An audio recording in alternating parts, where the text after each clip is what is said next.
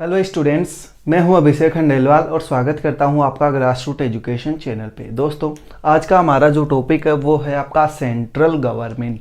ठीक है, हम लोग सेंट्रल गवर्नमेंट के बारे में पढ़ने वाले हैं, या अगर हम लोग इसको हिंदी में बोलें तो इसको हिंदी में हम लोग बोलते हैं केंद्र सरकार। ठीक है, अब हम लोग इस टॉपिक को कवर करने वाले हैं। तो स्टार्ट करने से पहले आप लोगों को एक चीज़ बता देता हूं कि इसके अंदर जितने भी टॉपिक हैं, ठीक है, वो हम लोग हिंदी और इंग्लिश दोनों के अंदर कवर करने वाले हैं। ठीक है, ताकि ये सारी चीज़ें आपके आगे भी काम में आती है, यही नहीं आगे भी काम में आएगी, इसीलिए आप लोगों को पता रहे। ठीक है, तो हम लोग इन दोनों के अंदर कवर करने वाले हैं और काफ़ी अच्छे से ग्राफिकली, जितना ग्राफिकली रिप्रेजेंटेशन हो सकता है उतना ग्राफिकली रिप्रेजेंटेशन के थ्रू हम लोग इसको समझेंगे। दोस्तों, अगर अभी तक आप लोगों ने चैनल को सब्सक्राइब नहीं किया है तो सबसे पहले चैनल को सब्सक्राइब कर दो, ताकि जैसे ही वीडियो अपलोड हो आप लोगों के पास नोटिफिकेशन आ जाए, और बेल आइकन को प्रेस कर देना ताकि आपके पास जितने वीडियो अपलोड हो तो पूरे के नोटिफिकेशन आए। तो चलो स्टार्ट करते हैं हमारा टॉपिक। देखो, चैप्टर को स्टार्ट करने से पहले जो डेफिनेशन लिख रखी है मैंने, गवर्नमेंट की डेफिनेशन लिख रखी है। अब क्वेश्चन अराइज होता है, हम लोग बोलते तो है गवर्नमेंट है, गवर्नमेंट है, गवर्नमेंट है, सरकार है, सरकार है, ये होती क्या है सरकार? ठीक है, तो सबसे पहले हम लोग इसको समझेंगे। देखो, डेफिनेशन यहाँ मैंने लिख रखी है, लेकिन आप लोगों को एक ईजी लैंग्वेज में समझाने की कोशिश करता हूँ। देखो, गवर्नमेंट का मतलब क्या होता है, हम लोग इंडिया के अंदर रहते हैं। ठीक है, तो जो भी कानून बनाना है उनको इम्प्लीमेंट करना है। ठीक है, और पब्लिक की लाइफ सिस्टमेटिक हो। ठीक है, तो ये सारा काम जो इंस्टीट्यूशन करती है वो आपकी क्या कहलाती है? गवर्नमेंट कहलाती है। भाई, सरकार है, सरकार क्या करती है कि रूल और रेगुलेशन बनाती है। ठीक है, उनको लागू करती है। क्यों लागू करती है? ताकि जो पब्लिक है, ठीक है, वो एक सिस्टमेटिक ढंग से क्या करे, अपनी लाइफ है उसको स्पेंड करे।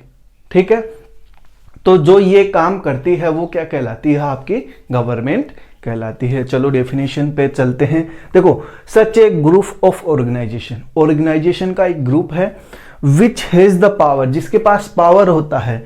क्या क्या पावर होता है? लॉ बनाने का, इंप्लीमेंट करने का और इंटरप्रेट करने का। भाई, अगर कुछ इंटरप्रेट का मतलब ये हो गया कि अगर उसमें कोई कमी है तो उसको वापस से क्या करो, रिवाइज करो, संशोधन कर दो, कुछ चेंजेस कर दो। ठीक है, और इंश्योर करना, क्या इंश्योर करना कि सिस्टमेटिक पब्लिक लाइफ की कंट्री के अंदर जो पब्लिक लाइफ है वो सिस्टमेटिकली ढंग से चल रही है। तो ये सारा काम जो इंस्टीट्यूशन करती है वो क्या कहलाती है? गवर्नमेंट कहलाती है। आई होप जो सरकार है उसका मीनिंग आप लोगों का क्लियर हो गया होगा। इसको, गवर्नमेंट को हिंदी में हम लोग क्या बोलते हैं?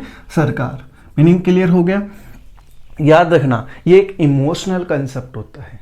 ठीक है, एक तरीके से ये इंटेंजिबल होती है, इमोशनल कंसेप्ट होता है। ठीक है, मीनिंग समझ में आ गया कि व्हाट इज गवर्नमेंट। अब हम लोग चलते हैं organs of government, most important topic अब हम लोग स्टार्ट करने जा रहे हैं। लेकिन ये टॉपिक स्टार्ट करने से पहले आप लोगों को एक चीज बता देता हूं कि देखो, बेसिक चीज जितनी भी होगी ना, मैं आप लोगों की क्लियर करवाने वाला हूं और बहुत ही अच्छे तरीके से समझाने वाला हूं। ठीक है, याद रखना, हम लोग कहाँ रहते हैं? इंडिया के अंदर रहते हैं। ठीक है, तो मैं इंडिया को आप लोगों को बताने वाला हूं कि देखो, एक बार ऐसे ही मैप बना के आप लोगों को समझा रहा हूं। ठीक है,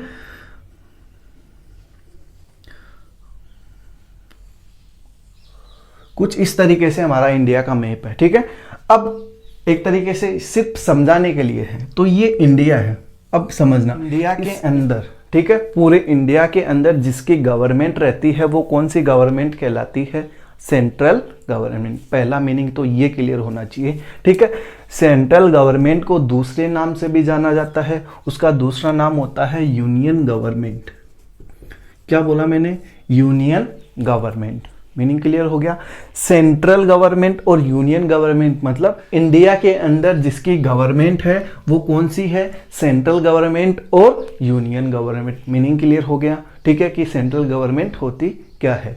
ठीक है, अब यहां एक और चीज आएगी। फिर हम लोग क्या करते हैं, इंडिया को अलग अलग स्टेट्स में डिवाइड कर देते हैं।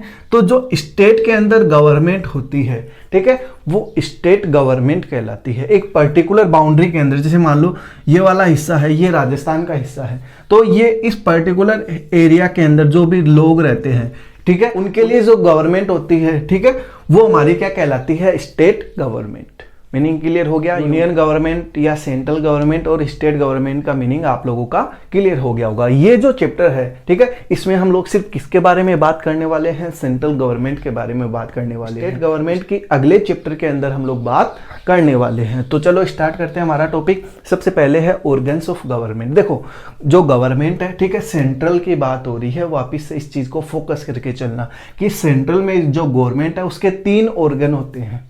कितने ऑर्गन होते हैं, 3, ठीक है। पहला ऑर्गन होता है आपका लेजिस्लेचर या जिसको व्यवस्थापिका के नाम से हम लोग जानते हैं। दूसरा होता है एग्जीक्यूटिव या कार्यपालिका के नाम से हम लोग इसको जानते हैं। And the last one is judiciary, ठीक है, या जिसको हम लोग न्यायपालिका के नाम से जानते हैं। वैसे तो हम लोगों ने इन सारे जो ऑर्गन्स हैं उनका इंट्रो कर लिया था पिछले वीडियो के अंदर। अगर अभी तक आप लोगों ने पिछला वीडियो नहीं देखा है तो सबसे पहले जाके पिछला वीडियो देख ले, ताकि आप लोगों का मीनिंग क्लियर हो जाए कि हम लोग इस चैप्टर के अंदर क्या पढ़ने वाले हैं, ठीक है। अब हम लोग कुछ और समझने वाले हैं। देखो ये जो लेजिस्लेचर है, ठीक है, इसको हम लोग हिंदी में क्या बोलते हैं, व्यवस्थापिका बोलते हैं, ठीक है। तो इसको 2 पार्ट के अंदर डिवाइड किया गया है। मतलब लेजिस्लेचर जो पोर्शन है it can be divided into 2 parts, ठीक है। The first one is federal legislature, ठीक है, and the second one is state legislature, ठीक है। फेडरल लेजिस्लेचर और स्टेट लेजिस्लेचर, मीनिंग क्लियर हो गया। जो फेडरल लेजिस्लेचर है, ठीक है, उसको बोलते हैं हम लोग संघ व्यवस्थापिका, ठीक है, या संघीय व्यवस्थापिका। इतना मीनिंग क्लियर हुआ। स्टेट का मतलब राज्य व्यवस्थापिका, ठीक है। तो हम लोग इस चैप्टर के अंदर फेडरल गवर्नमेंट के बारे में या फेडरल लेजिस्लेचर के बारे में ही पढ़ने वाले हैं। जो स्टेट लेजिस्लेचर है उसके बारे में नेक्स्ट चैप्टर में हम लोग इसको पढ़ने वाले हैं। इतना आप लोगों का मीनिंग क्लियर हो गया कि इस चैप्टर में हम लोग फेडरल या जिसको पार्लियामेंट के नाम से भी जाना जाता है, इंडियन गवर्नमेंट में जो फेडरल पोर्शन है उसको पार्लियामेंट के नाम से जाना जाता है। इतना आप लोगों का मीनिंग क्लियर हो गया, ठीक है। अब जो फेडरल लेजिस्लेचर है, ठीक है, वो 3 पार्ट से मिलकर बनी है, या अगर बोल दूं पार्लियामेंट है उसके 3 ऑर्गन है। पार्लियामेंट के कितने ऑर्गन है, 3 ऑर्गन है। अब वो 3 ऑर्गन कौन कौन से हैं वो देखो। सबसे पहले है प्रेसिडेंट, दूसरा है लोकसभा और तीसरी है राज्यसभा, ठीक है। भाई प्रेसिडेंट का मतलब क्या हुआ, राष्ट्रपति, ठीक है। अब यार समझना इस चीज को, ठीक है। देखो जो राष्ट्रपति होता है वो क्या करता है, कॉन्स्टिट्यूशन हेड होता है। सबसे पहले ये चीज आप लोगों को समझनी है कि कॉन्स्टिट्यूशन हेड कौन होता है, राष्ट्रपति या प्रेसिडेंट होता है, ठीक है। उसका काम क्या है, role in formation of laws, कि लॉ बनाना। यार कैसे, देखो समझना इस चीज को, जितने भी आपके नियम और कानून बनते हैं, ठीक है, वो कहाँ बनते हैं, लोकसभा और राज्यसभा के अंदर, ठीक है। लेकिन वो इंप्लीमेंट कब होते हैं, जब आपके प्रेसिडेंट के साइन होते हैं। तो प्रेसिडेंट के साइन होने के बाद कोई भी कानून बनता है, इसीलिए इसको बोला गया है कॉन्स्टिट्यूशन हेड। मीनिंग क्लियर हो गया आप लोगों का कि what is constitution head, president is constitution head, ठीक है, ठीक है। और इसका काम क्या है, लॉ बनाना।